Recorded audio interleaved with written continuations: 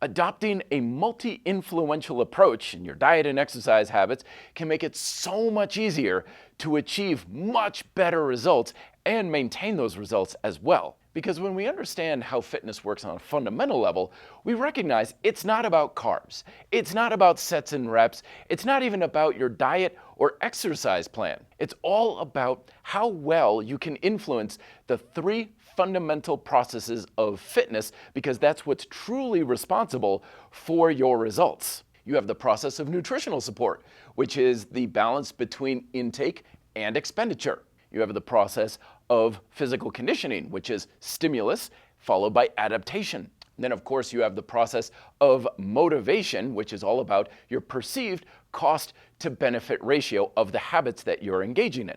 All three of those processes are what are truly responsible for your success. The problem is you can't control them. They're controlled by Mother and human nature. However, you can influence them, and that's what your diet and exercise habits are all about. But the problem is that, by definition, each influence we engage in has a very finite and limited impact to it. Sugar is an influence, calories are an influence, sets, reps, weight, technique.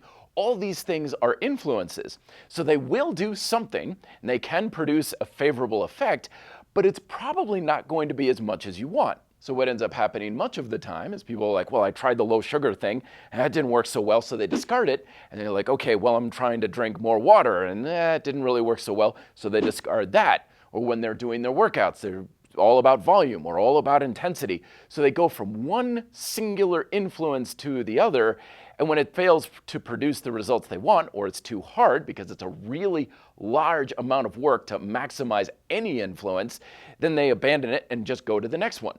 But the fact of the matter is that no influence will probably do all that much for you. And if you really try to maximize it, you're just going to be putting in an exponential amount of work and effort, which produces a diminishing rate of return. And that's why a multi-influential approach is so much more powerful and much easier to follow.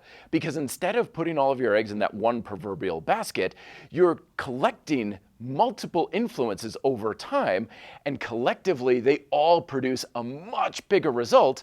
But because you're not trying to maximize or optimize anything, they're also a lot easier to maintain. So when it comes to diet, it's like I'm drinking more water, and I'm also getting some good protein, and I'm going to cut back on alcohol, and I'm going to make sure I'm not eating too much processed food, and I'm making sure to obey my hunger and satiety cues, and I'm getting good sleep to help regulate my appetite. We can apply the same thing to exercise as well. With push-ups, for example, I'm working on progressing my technique. I'm also improving my tension control. I'm also striving for more repetitions. I'm also improving my range of motion, and on and on and on. And the last thing about a multi-influential approach is it gives you many legs to stand on. When your entirety of your weight loss plans is just cutting out sugar, and that influence starts to erode for whatever reason, you have nothing left to support your efforts. But when you have a multi-influential approach, you can have a little bit of a laxity in your diet when you go on the cruise, or your workout can change several ways, but you still have plenty of other influences supporting your goals, so you keep moving forward. So if you want to learn more about my fundamental approach to fitness, check out this video here, and let me know if you have further questions down below in the comments section. Thank you very much for watching. Be fit and live free.